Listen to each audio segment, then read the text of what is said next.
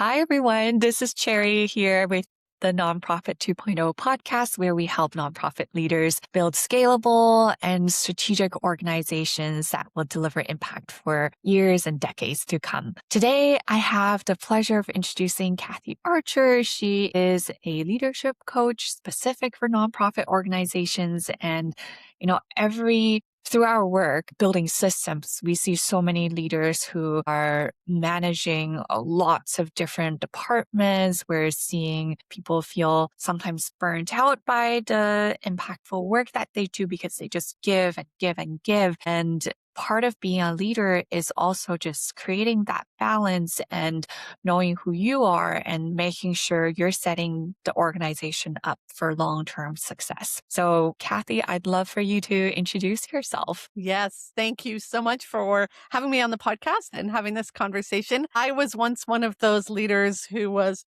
overwhelmed, working through spreadsheets and printing off papers and trying to make sense of it all, and being there on the Sunday trying to finish timesheets, and stressed and anxious and neglecting my health and well-being, and a couple times fell apart, and like big time fell apart. And through that, I learned about what not to do, but also how to build strong teams, how to build yourself as a leader in a way that is sustainable so that you aren't burning out, but that you're also having the impact you want. And there's so many different facets of that. One of them, is like you building some systems, getting some help, getting some support. But the other part of it is really growing ourselves from the inside out.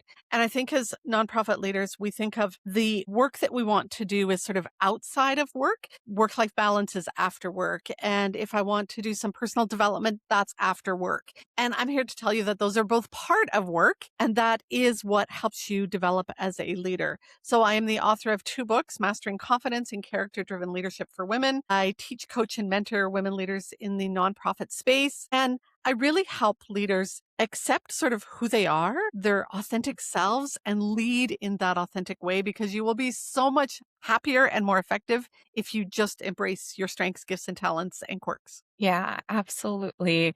And when people step into that leadership role, they're not always sure of themselves or they don't step into that role confidently. And how do you help people get from this place where they're not confident, but into this place of authenticity and knowing who they are? Like, how do you go about that? Yeah.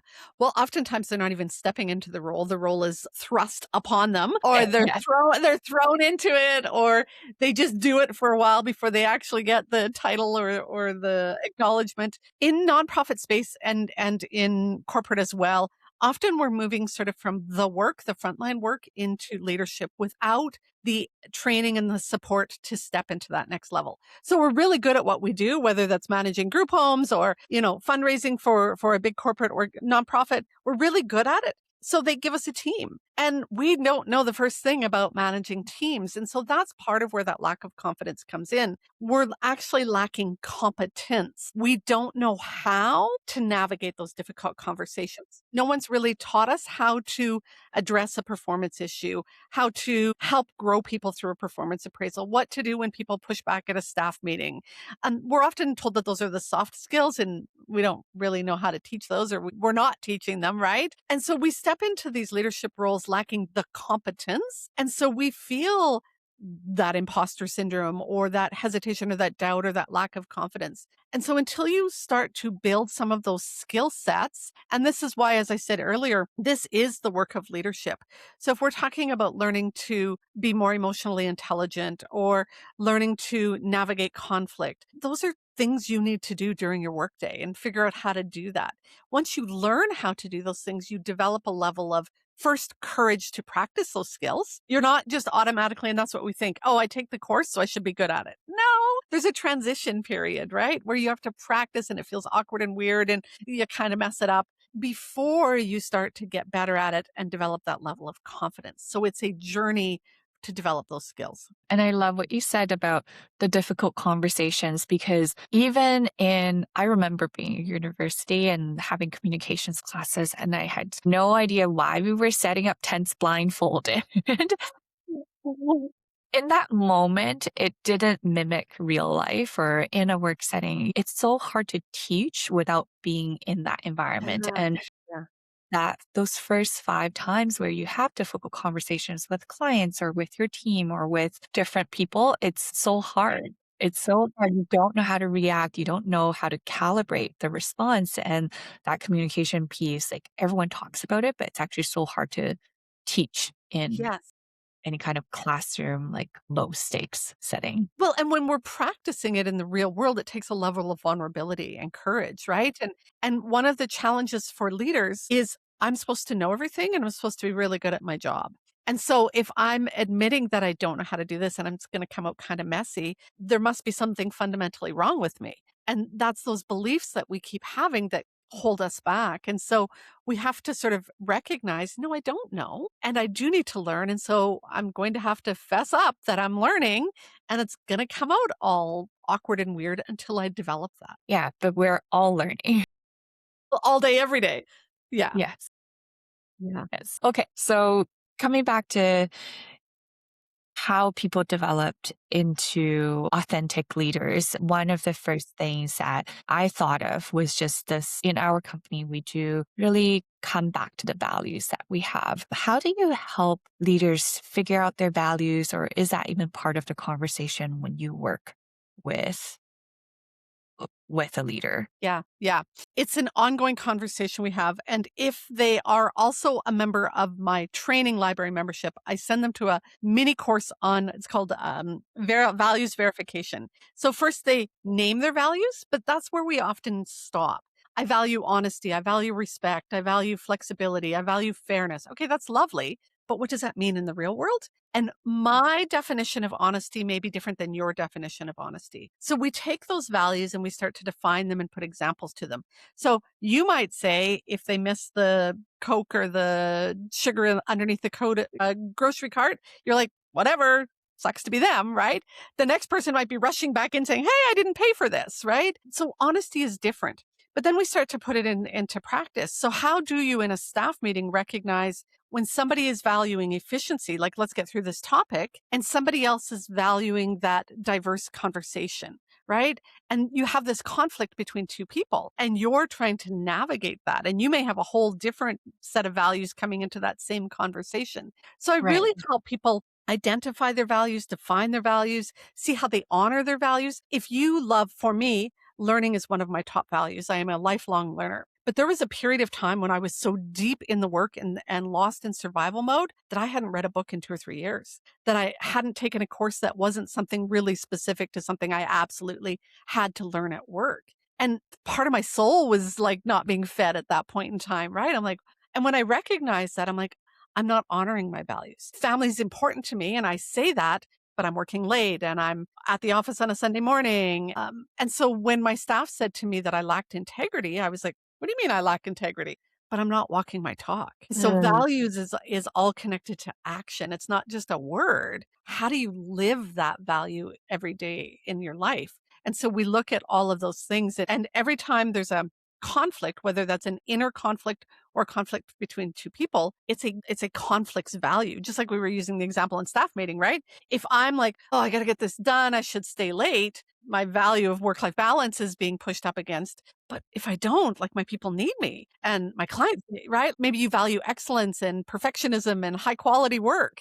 That's why you feel that inner friction. Yeah. And I think we all feel that inner friction. There's always more things on the to-do list. There's always something in their personal life that needs attention as well. And how do you help people just manage that conflict between maybe their personal values as well as their work values? So we start to look at what they are first and then recognizing that there's not sort of one that's always at the top, that they ebb and flow. And in this moment, you have to make a decision about which one maybe rises above. And you can't do that from a place of scarcity or franticness, or you have to do it from a place of intentional consciousness. You have to slow down and go, okay, what's really going on here? And then you have to make a decision. And that's also a skill that we are not taught as leaders. How do you make decisions? And how do you be decisive? and what's your decision-making framework for these kinds of things, right?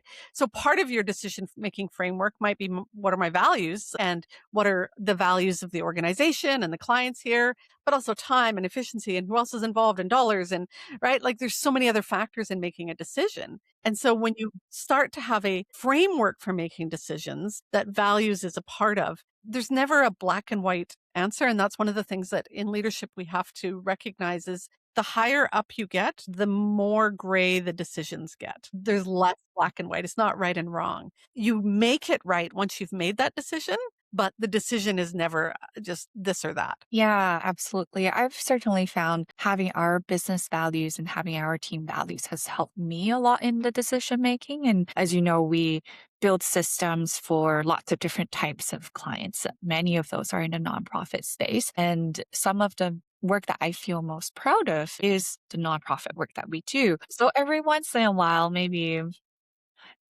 it's not very often, but maybe once a year or so, we'll get a client. They come in with an interesting systems project, but the work that they do um, might be in pornography or it might be something Mm, else. And all of those businesses still need systems.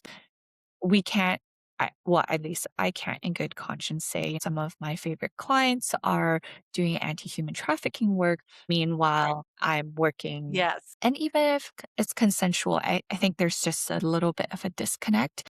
Yeah. So coming back to the values, I think they really have helped me to make those decisions in terms of building trust with our clients and making sure we're acting with integrity and turning away some clients in certain industries that might not be really aligned with the work that we support for other organizations. And I found having those values make the decision so much easier because it's not weighing money or time or who can do this project. It's more so just how can we build trust? Would that hurt my trust with this other client? Yeah.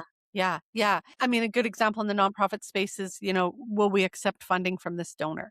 Because you're right, that donor may have a completely different set of values or be connected to something. And suddenly you're like, I seen the other day that sports gambling is on the rise. Some Mhm. NHL players are in some of the ads for that sports Yes. gambling. And it's an interesting conundrum to be in. Am I supporting addiction? That's basically what you're saying, right? Right. And so that's the questions that we have to ask ourselves. And then it comes back to even smaller ones where, you have a client who's saying, I need this by this deadline.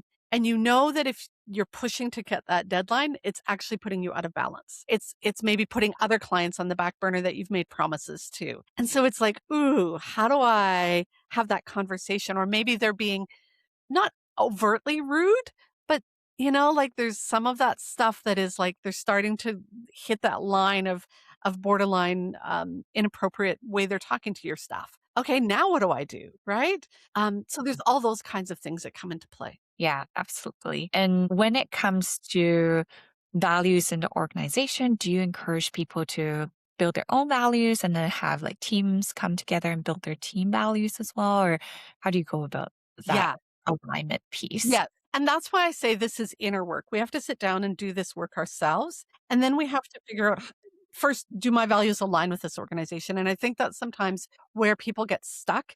They start in an organization because they feel really aligned in it, and then something shifts in the organization and they start to feel that friction again. And so you have to come back to, does this align with my values? But it's also the conversation in team meetings and stuff. What are your values? How does that align with the organizational values? How do we make them align? Or where's the red lines where they're not going to align? And again, I think it's a conversation, not just a black and white. And Yeah. it's that continuous kind of, do you feel like you can get on board with these? And maybe that's, I have to leave the organization, but more often than not, it's like, okay, let me see how else I could do that. Start to change it that way. And that alignment with a team is so interesting because people come and go on teams and you have the introduction of new people that come into play. So how do you keep the values consistent or how do you recommend? leaders keep the values consistent in their organization? I think ongoing conversations. I have one client who I use the VIA character strengths assessment. So it helps people identify their top character strengths and their top values. It's a free assessment. So she does that with all of her staff. And they have those conversations on a regular basis about what's important to you. And it's not that I can't value something else, but maybe I see that through a different lens. So for example, if I value fairness, as one of my top things. And I'm like, that's not fair, right? And somebody's like, well, it's not going to be fair. Like that is the way it is or whatever the issue is, right? You might sort of say to them, how can you find some hope here? Hope is also strong for you. I get it that it's not like you're not seeing it as fairly, but what's the potential here? And you start to help them because you know what's important to them shift to that. I see. I always ask this question around there's just so many things to do in an organization. How do people continue to have these values conversations on a day-to-day basis or Oh, how yeah. does that happen? Yeah. Yeah, it's not easy. One of the things that is the mark of a strong leader is that they balance task and people and projects, people and whatever. And sometimes we really lean heavy on that task. We've got meetings and emails and reports and the work to do, right? And that people side gets left. And when you do that, people feel undervalued, not supported, a cog in the wheel, right? That's it. If you lean the opposite direction and you care so much and you're there and you give them ample opportunities and they fail again and fail again and fail again and you still keep them, you're not doing the work. You're not getting the results. So it's a Yeah. fine balance. And so for starters, it's aware of that. I'm not sure again when people come into leadership that they know that that's what they're supposed to be doing is both and that it's a balance. And then how do I do that, right? So I've got a to-do list. I was doing a training the other day with some staff around productivity and I'm like, how long is your to-do list? And they're like pulling it up and they've got like, Very. and the one lady pulls up a notebook. She's like, it's full. That's our to-do list. So we've got this to-do list that's a mile long and it's easy to just stay there. And so we have to consciously go, on my to-do list then is also time with my people. And so you might schedule time in to do a walk around the office or do virtual check-ins. You might, if this is not your top strength, and so back to leading authentically, not all of us are people leaders, right? Some of us are much more doers and that people side is less our strength. So you have to work harder at it. Make a checklist. I had one staff who wanted to give sort of just in the moment recognition to people. And so she had a checklist of her 5 staff that she had that directly reported to her. And, she ticked them off through the week and then cycle back in the next week. Did I actually walk down the hall and say hello? Did I pick up the phone and phone them? Did I text to check in? Just something, right? And she needed a system to make sure she was doing that. So once you know that it's important and that maybe you're out of balance, create that system to come back to it. Yeah, that's great. And that's even such a nice reminder for myself because I'm so terrible at celebrating the achievements. I'm like Yeah. always just running through my to-do list, like, okay, one thing's done, moving on to the next. And I forget to just pause to celebrate those Yeah. moments of achievement. And that goes the same for my team. I wish I did more shout outs for them. So I should actually do that.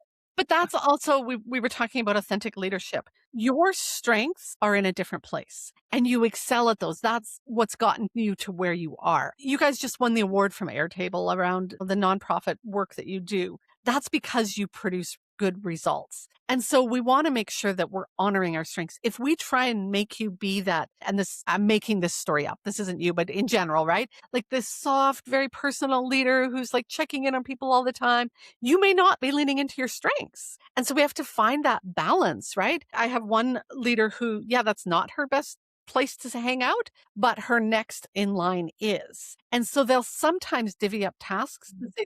This requires a lot more people-ish skills. Maybe you should take this conversation on. And I'll do this part, right? And so it's when you're looking to lead with authenticity, what are your strengths, gifts, and talents? Also aware that we can overuse those, and that's why we do have to have those systems for. Okay, but I do still need to check in with people. I am a human, and so are they, right? But finding that where do my strengths lie? Am I overusing them? Am I using them optimally? Am I also making sure that some of those other things are being done? And how are they being done? That's what helps us be that authentic leader. Yeah. Yeah, that's so true. And how do you help people figure out?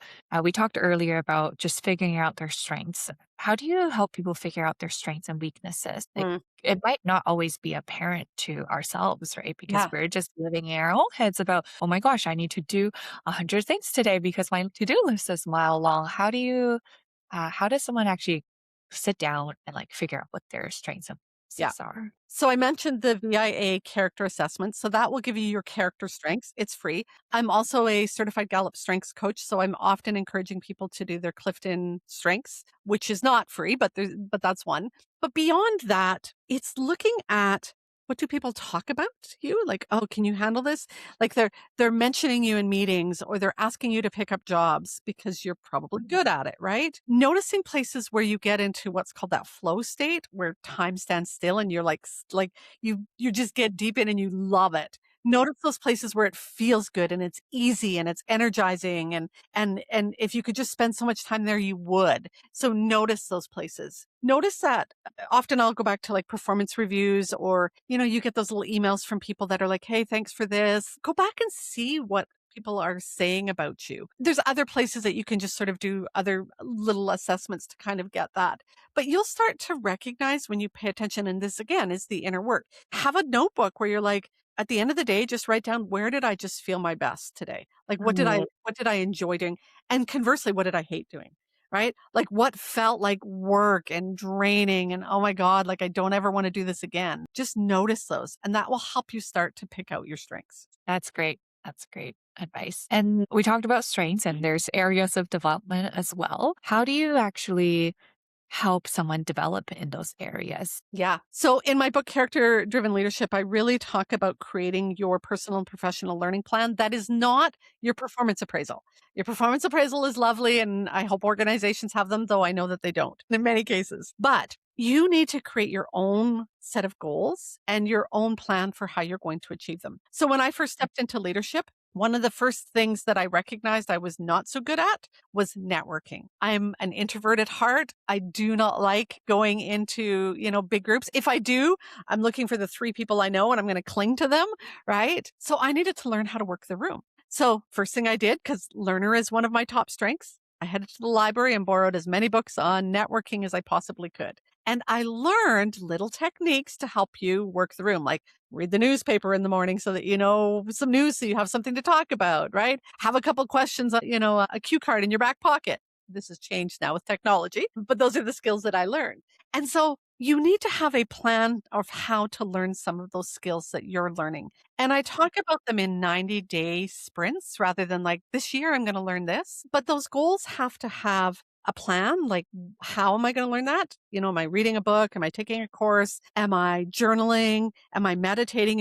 If you're looking at how do I develop more composure, I fall apart and lose it in meetings, or I snap at people, or I'm afraid I'm going to cry. Maybe composure is your one thing. So maybe your strategy is that you're going to start meditating. When are you meditating? How often are you meditating? And then how are you measuring that? Because what gets measured gets improved. If you're not measuring your growth in some way, so you're not measuring your emotional intelligence necessarily. You're measuring, did I meditate 3 times this week?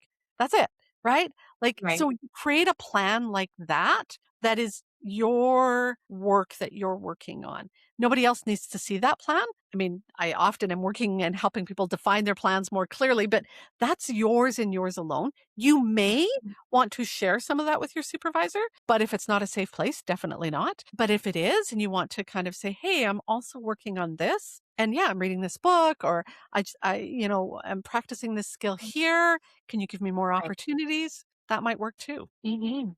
I love the idea of like starting that personal and professional learning plan and goals and just managing it as if it's a project at work. Because I think so often, I mean, I'm certainly guilty of this. After work, I'm either trying to reply to emails or just do some personal admin. I'm not necessarily thinking about personal learning plans or goals for myself because it's 8 p.m. and I just want to Check out. go on my phone and do nothing for an hour. Interesting because I have a course in my membership where I talk about developing these plans. But one of the lessons I have is around using some case management software or project management software to Mm, manage your goals.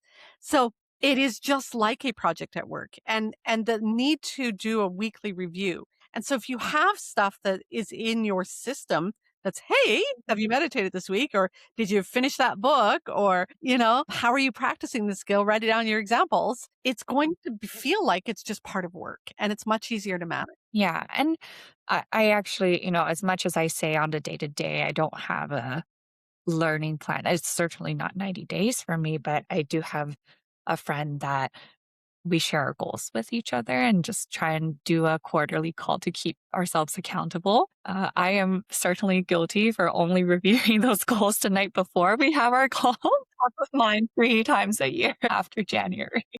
Yeah. Well, better than only in January, right? Yes, yes. They're not only in But we do that in organizations, Q1, Q2, like we do it. And so it's just adding it on as a tiny little extra. Yeah, absolutely. And I am certainly very grateful to my friend for setting up these quarterly calls for the both of us. Yes. Yeah, that's great. I love this like personal and professional learning plan. And rolling back, kind of tying it all back together, we've talked about leading with values, building that list of strengths that we learn about ourselves, building that list of goals or skill sets that we want to learn. And over time, we are acquiring those competencies that are required for leadership. It's not overnight. It's not after one book. It's not after maybe even like 6 months, but over time in the longer term or medium term, we do gain those competences. And this is where I think confidence starts to slide in, right? Yes. Because as we grow in our competence, we do grow in our confidence as well. Yeah. Yes. Yeah. And so it's when I think about confidence, it's develop your competence, have the courage to practice. But then the third part of that is your mindset. So recognizing when you're a new leader or if you've been in it a while and you're floundering, it's not my fault necessarily, right? Can I do something about it? Yes. I mean, playing martyr and victim, ditch those, right? Take accountability and responsibility for where you are and where you want to grow to. But yeah, okay, I got here. I didn't get the training. I didn't have the support. Either the last leader was long gone or they jumped into the next position and they were in over their heads too, whatever. Okay. And I need to learn. So there's no shame in not knowing. I don't need to hide the fact that I am growing, right? So that mindset that you develop, that growth mindset is what's really going to make the difference for you.